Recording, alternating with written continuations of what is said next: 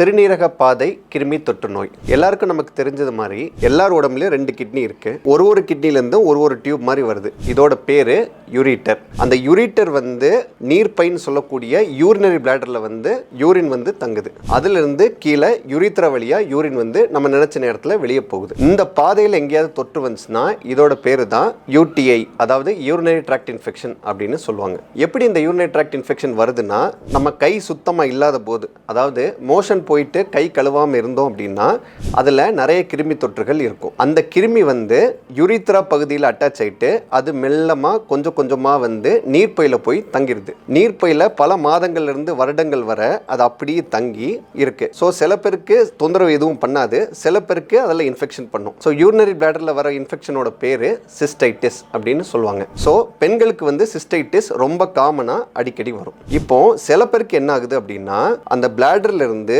கிருமி தொற்று கொஞ்சம் கொஞ்சமா யூரிட்டர் வெளியே மேலே போய் கிட்னியில போய் கிருமி தாக்கம் பண்ணுது. இதோட பேரு பைலோனெஃப்ரைட்டிஸ் அப்படின்னு சொல்லுவாங்க.